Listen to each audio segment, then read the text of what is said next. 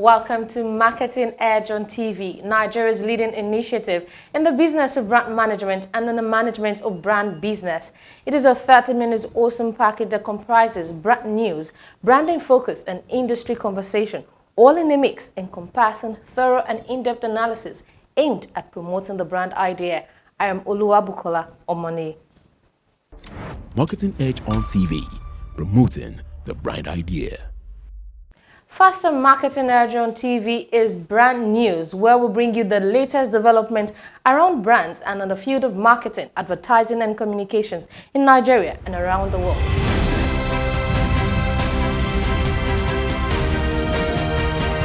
Now on Brand News. The Lagos Chamber of Commerce and Industry (LCCI), organizers of the annual Lagos International Trade Fair, has appointed Marketing Edge as the marketing agent for the 2023 Lagos International Trade Fair. The event is slated to hold on November 3, 2023 at the Fawa Balewa Square, Lagos, Nigeria. According to LCCI, the event aims to promote the revitalization and diversification of the Nigerian economy, accelerate development of commerce and industry in Nigeria and across the globe, as well as promote the role of the private sector. Commenting on his company's appointment as a partner to LCCI, publisher and CEO of Marketing Edge, John Ajayi, expressed his delight to partner with the leading chamber in the country on its most popular yearly trade fair. He added that the appointment has again lent further credence to the market leadership of Marketing Edge, which has become renowned as the business destination of first choice wherever marketing and advertising issues are concerned. PepsiCo is gearing up for 125 days of celebratory event coinciding with the public unveiling of products featuring its freshly redesigned logo in a bid to commemorate its iconic cola brand. The global beverage brand says careful consideration is being given to its touch points as its new logo is expected to resonate positively with audiences and elevate the brand's overall appeal. Speaking in an exclusive interview with Ad Age, Pepsi's Chief Marketing Officer, Todd Kaplan, revealed that the logo's modernity and vibrancy aims to attract and engage consumers in an increasingly digital world. Kaplan also pointed to the emergence of a new era of Pepsi, characterized by a digital-first mindset and a focus on products like zero sugar that align with evolving customer preferences. The digital era also sees the incorporation of more black into the logo's visual identity, reflecting Pepsi's commitment to zero sugar offerings. A poll conducted by Ben Labs shows the shift in media model is making advertisers rethink their marketing strategy and spend on other alternative channels like entertainment product placements as a means to reach their target audience.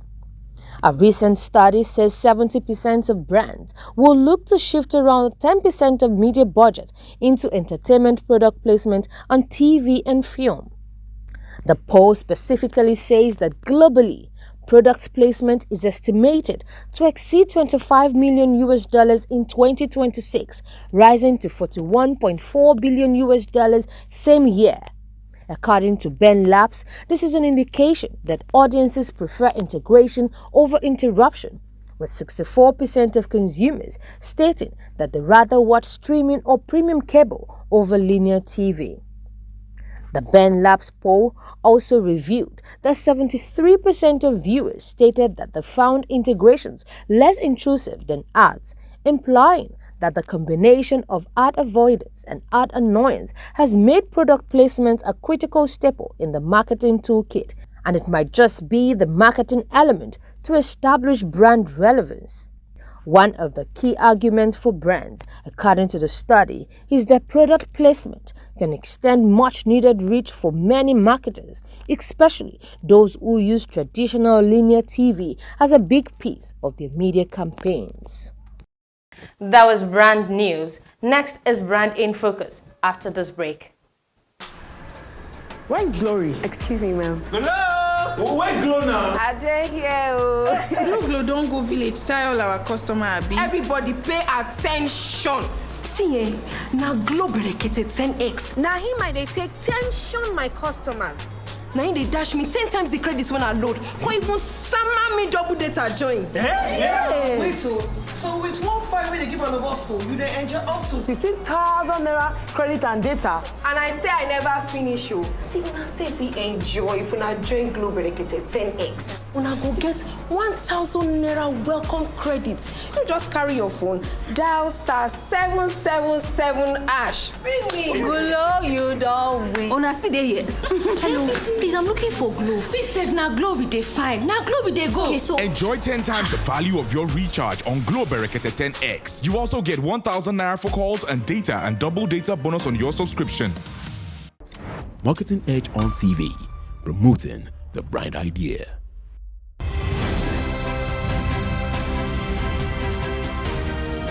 Now on branding focus. Over the last 2 years and still counting have been a watershed moment for the tech world as some major innovations such as Meta was launched, with every brand from Apple, Microsoft and Google jumping on the metaverse bandwagon for a slice of the potentially lucrative pie that an immersive 3D internet will bring. Thereafter, OpenAI broke the generative AI mold with the launch of ChatGPT, a new breed of chatbot with an uncanny ability to generate near-perfect human-like text.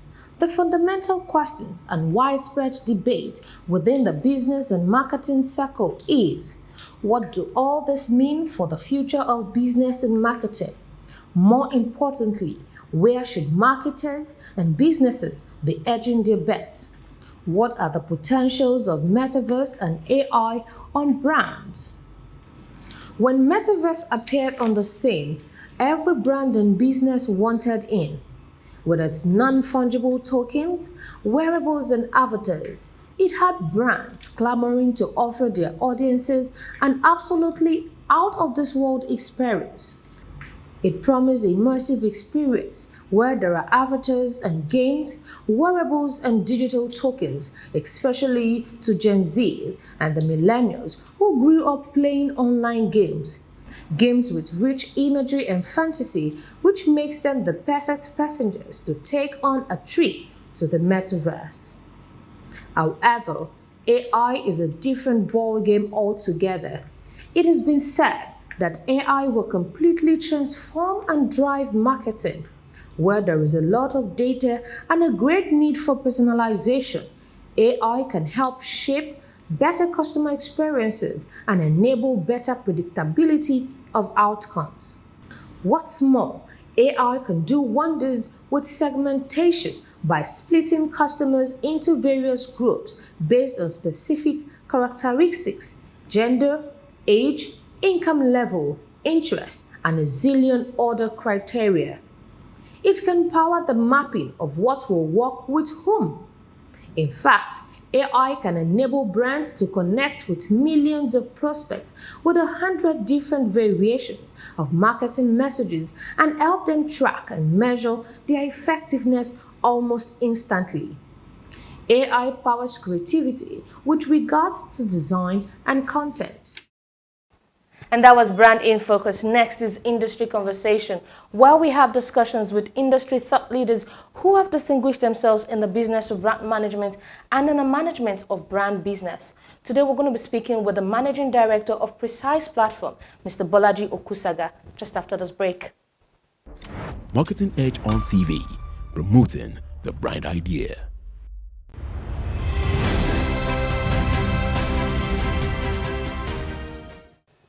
Thank you again for joining us on Industry Conversation, where we have conversations and interactions with industry thought leaders who have distinguished themselves in the business of brand management and in the management of brand business. Today, we're going to be speaking with the Managing Director of Precise Platform, an agency set up to serve the quality communications of brands and businesses, Mr. Bolaji Okusaga. Glad to have you join us on the conversation, sir. Bolaji Okusaga is one of leading voices in the Nigeria marketing and communications industry.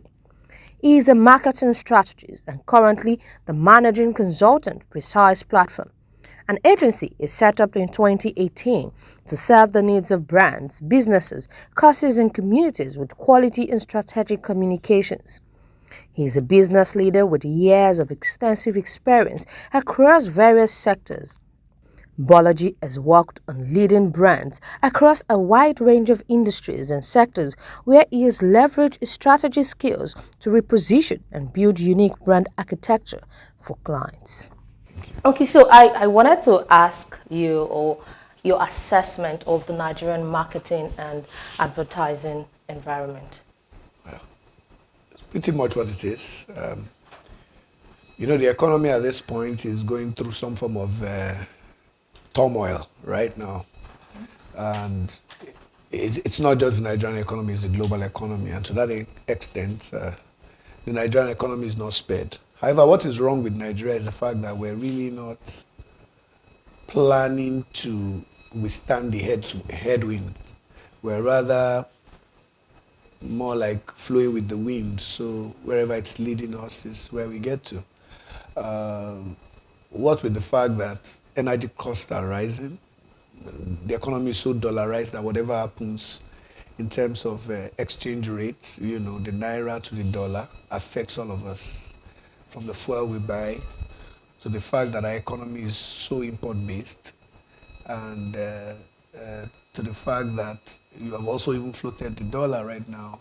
I'm not saying it's a bad policy, but I'm saying the impact of it currently has a very big effect on the economy in terms of inflation, in terms of dwindling consumer spend.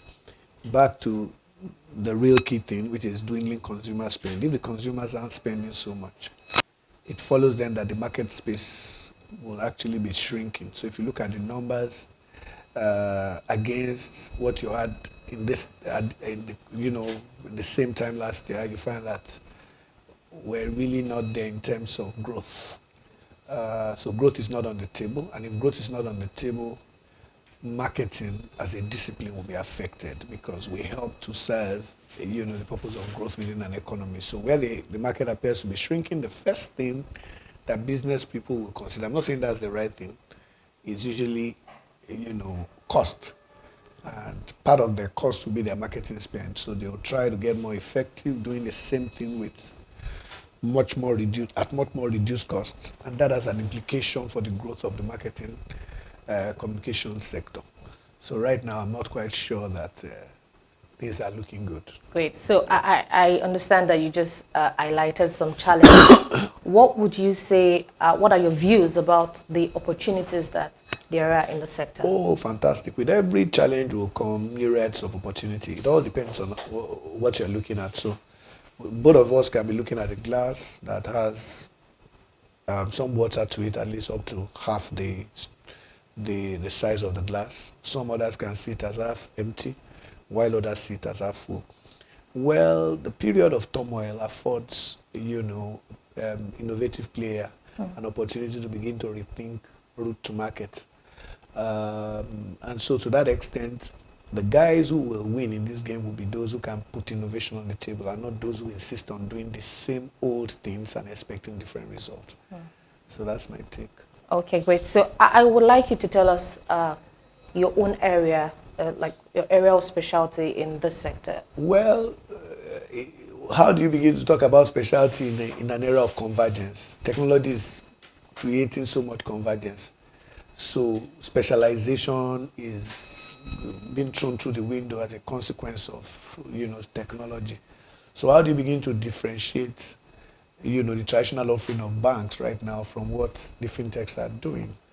MoneyPoint, what does it do? It opens accounts, it manages payments, it takes savings, just the same way a traditional bank would do. All right? If you begin to then look at, so what would you call YouTube, a television station or just an internet platform? Even though it is deploying audiovisuals and a lot of its footages are already being used anyway in the electronic media. What would you say that the media platforms that are supposedly offline newsprint-based media platforms that are now churning out numbers online, what would you say they're doing? So we're in an era of convergence where disciplines are beginning to blur. Having said that, marketing will always be marketing because there will always be need for it. Okay. It is the way it is practiced that will change under the new scenario. Okay, great. So I'm aware that your company, Precise Platform, launched a new initiative. I think you guys are focusing too much on Precise Platform. The story is really not about Precise Platform We're today. coming there. Okay, please. So I'm asking you that you just launched a new value-added initiative to clients' brand management. So what is this initiative? We want you to tell us what it is and what it intends to achieve. Well, one of the things I also hope to correct is that it's not particularly new. Maybe in the sense of telling a story. Okay. Maybe you are just telling the story now, but it's been something that's been on in the last 5 years. So it's not a fly-by-night venture. It was something that has seen consistent investment in terms of men and resources over the last 5 to 6 years, in terms of thought process, in terms of coding and the development of the technologies that we today are talking about. Is taking about 5 to 6 years. So in that sense, it is not new. And in terms of its operations, we've also have our footprints, all over the place in terms of usage of some of these technologies and some of these novel practices over the last 5 years. It's just that we probably never thought about making it branch off. So it is now branching off and becoming an independent venture within a group structure. Okay. And to that extent, I think that the story is more about them. It's not about the old. It's more about the new. And I think Marketing Engine is the happening thing right now. And so that's what we're talking about. Great. Congratulations. So tell us how Marketing Engine is strategically positioned, to meet the needs of, your B2B to C clients, Well, I did tell you that marketing spend are shrinking. Just the same way as it is shrinking, marketing priorities are also changing very fast. I mean, marketers are beginning to discover that, all the sexy ads will not deliver if the platforms do not reach their targets, or if the platforms or the storytelling is not aligned to the buying behavior of their target market. So, for instance, I want to sell a skateboard, and then the first thing I do is advertise that skateboard in Business Day. How does that work? Or I want to sell diapers, and the first thing I do is sell the diapers maybe on Akada. Oh, wow. So you see that kind of thing. Or I am telling a story of a policy, or I'm targeting international investors, and I tell the story on Linda Ikeji.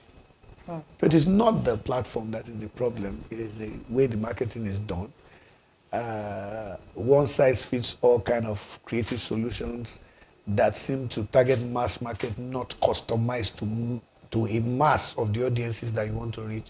It's no longer novel, and it's no longer cost effective.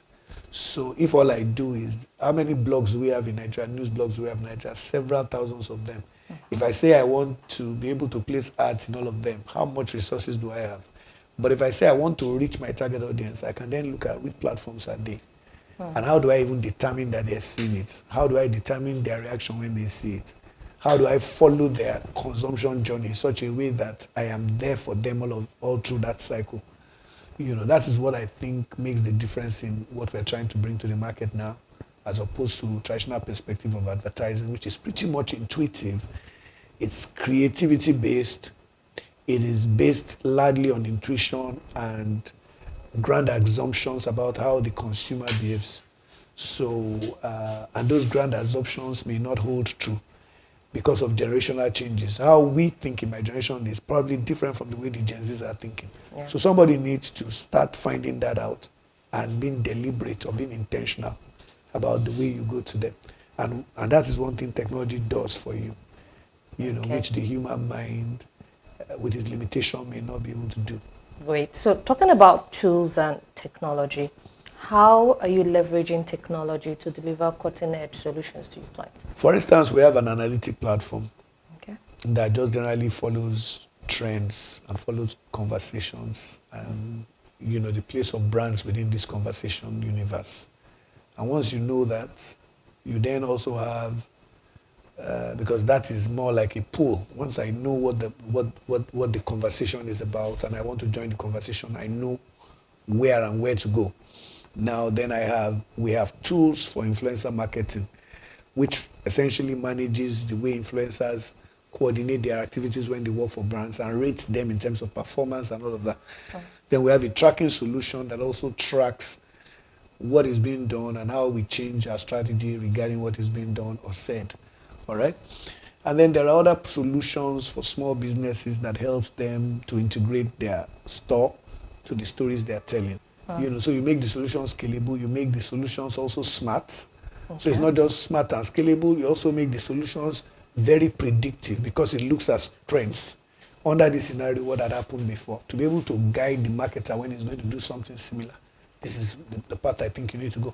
And that is the way I think that marketing in the future will be. Great. It wouldn't be about my own ideas of what it should be. It will be about, analytics and predictions. Okay, great. So I know that your company is all about telling inspiring stories. Now, so tell us how, what transformative approach are you taking, with technology to tell more inspiring stories? Well, stories, there will always be stories because stories inspire, right?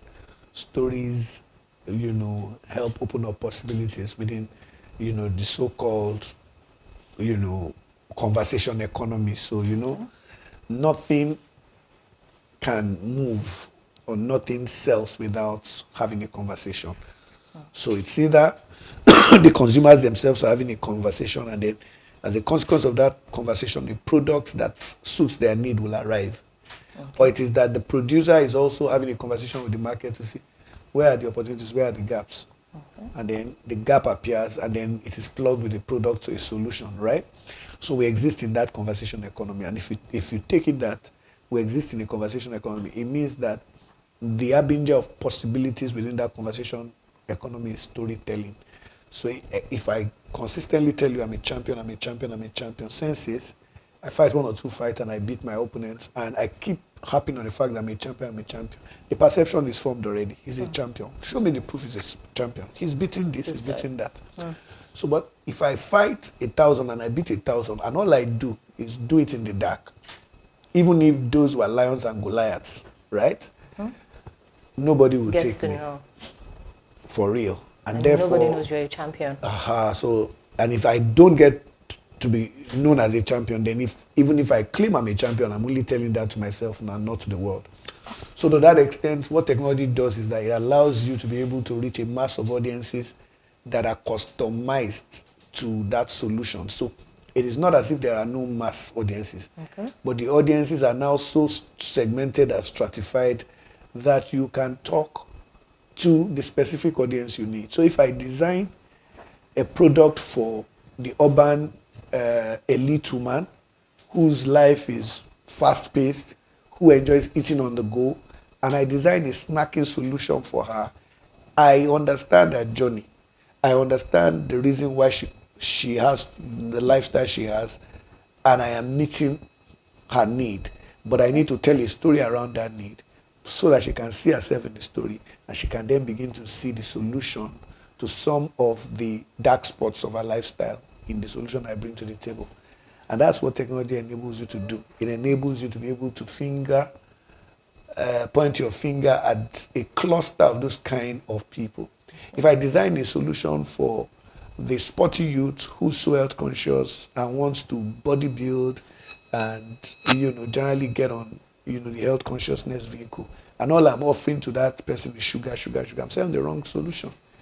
But if I want to sell to happy-go-lucky people who don't care about dieting, who don't care about it, if I tell them about a solution that is purely not about health but about enjoyment, about ecstasy, then I'm talking to the right audience. Great. So nothing is absolute. It's a question of understanding who you are talking to and what their buying behaviors are and the reason for their buying behaviors. And that's what technology allows you to do. It stores up information that enables you to predict outcomes better than if you were just doing it purely based on creativity and on intuition. Okay, good. So talking about the PR sector, what is your projection for the last quarter of this year? Well, the PR sector will not do too badly. And I say the reason why is that advertising is beginning to take a lot of bashing. What with the fact that there are two segments in advertising that are money spinners, the production side and the outdoor side. Those two sectors are not particularly pulling their weight now because of the challenges that the major marketers within this economy are currently confront. That is high operating cost. Okay. And of course are reprioritizing, and to that extent it's affecting marketing budget. So the smart option may be PR. Because with PR you are probably spending less and you are probably deploying more innovative techniques to talk to your audiences rather than the predictive models that are pretty much rate carded and the intuitive models that are pretty much rate carded and they're just the way they've always been. The costs only go up, they don't come down. So I reckon that PR may just be a gainer from that. Marketing Edge on TV, promoting the bright idea. And that's the much we can take on this episode of Marketing Edge on TV. Join us same time next week for the concluding part of our conversation with Mr. Okusaga. Same time next week. I am Oluwabukola Omani.